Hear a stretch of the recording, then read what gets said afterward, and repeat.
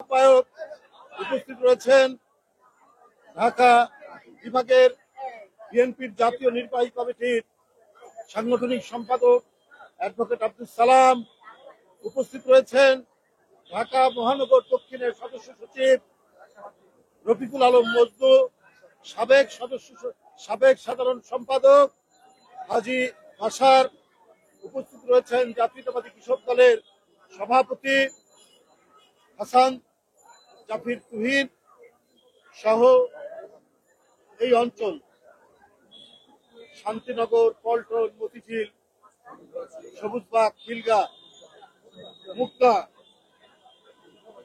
মতিঝিল বলেছে, এই তিনটি থানার এই পাঁচটি থানার বিএনপি এবং অঙ্গ সংগঠন, যুবদল, ছাত্রদল, স্বেচ্ছাসেবক দল, কৃষক দল, শ্রমিক দল, সবাইকে আমি আন্তরিক ধন্যবাদ এবং শুভেচ্ছা জানাচ্ছি।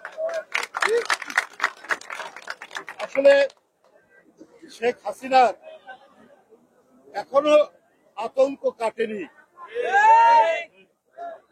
হাবিবুর রশিদ হাবিব আমার দেখা যত ছাত্র নেতা আমাদের পরে অত্যন্ত সজ্জন, স্বল্পভাষী, এক কথায় বলতে গেলে খুবই ভদ্র একটি ছেলে, আবার সংগ্রামী ছেলে। অন্যায়ের বিরুদ্ধে প্রতিবাদের তার কণ্ঠের যে আওয়াজ, এই আওয়াজ কখনো ম্লান হয়নি, ক্ষীণ হয়নি।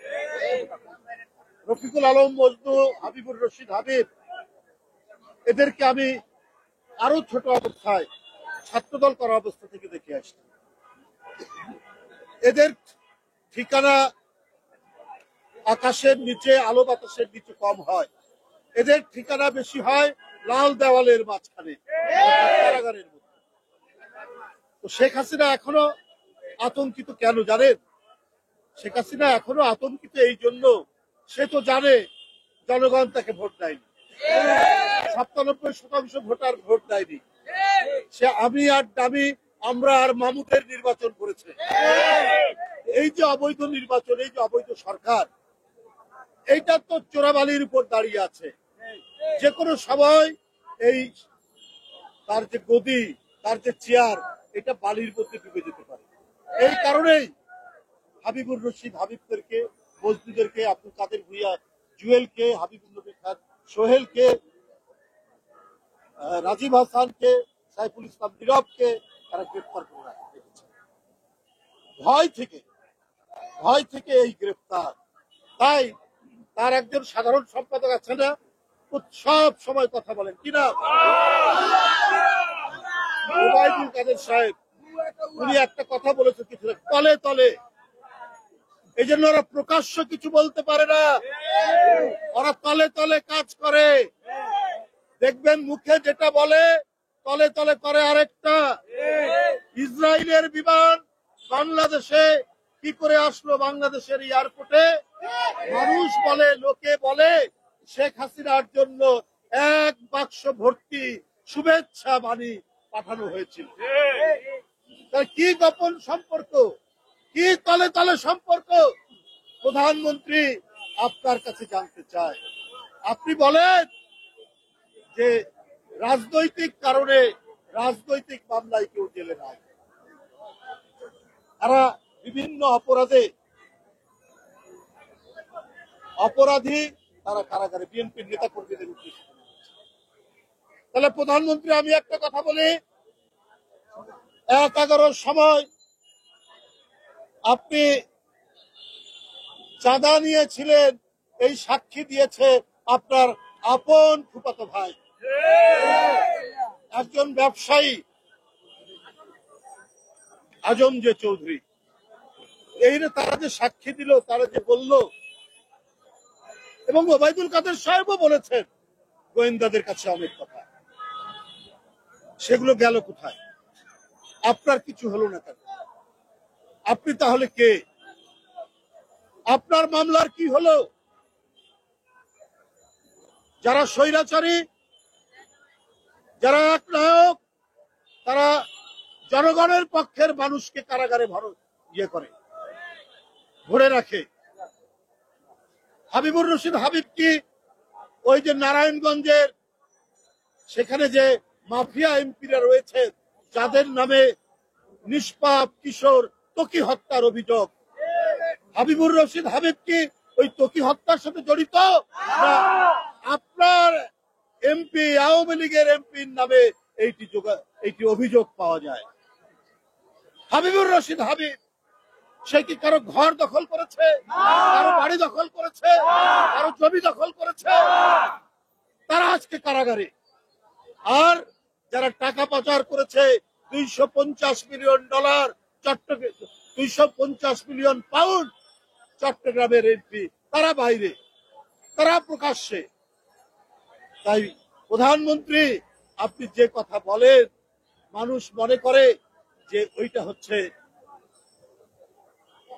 অপরাধীদের পক্ষে। আপনি যখন কারো সুনাম করেন সেটা হচ্ছে অপরাধীদের পক্ষে, সেটা হচ্ছে মাফিয়াদের পক্ষে, সেটা সিন্ডিকেট বাসদের পক্ষে। আর আপনি সমালোচনা করেন গণতন্ত্রকামী রাজনৈতিক দলগুলোর নেতা কর্মীদের, তাদেরকে অপরাধী বানান। ব্যাংক লুট হলো,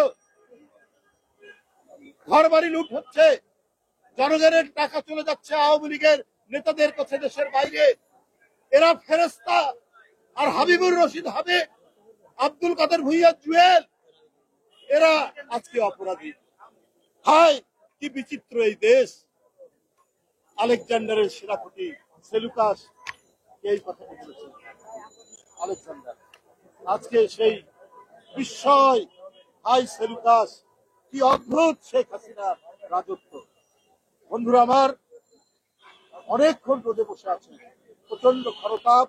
আপনাদের এই রোদের মধ্যে আপনাদের যে আত্মপ্রত্যয় দেখেছি, আপনাদের যে আত্মবিশ্বাসী উচ্চারণ দেখেছি, এতে মনে হয়, শুধু মনে হয় না, আমি বিশ্বাস করি শেখ হাসিনার পতন হবে। শেখ হাসিনা টিকবে না। যদি পৃথিবীতে ভালোর জয় হয় আর মন্দ যদি পরাজিত হয়, পৃথিবীতে যদি শুভর জয় হয়, অশুভের যদি পরাজয় হয়, যুগে যুগে ইতিহাসে ইতিহাসে শেখ হাসিনার পতন অনিবার্য।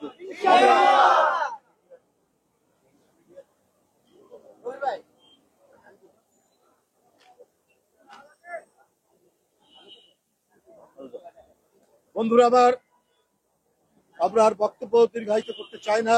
আমি অবিলম্বে হাবিবুর রশিদ হাবিব সহ আমাদের যত রাজবন্দী আছেন, যত গণতান্ত্রিক সংগ্রামের নেতারা আছেন, তাদের নিঃশর্ত মুক্তি দাবি। বন্ধুরা আমার,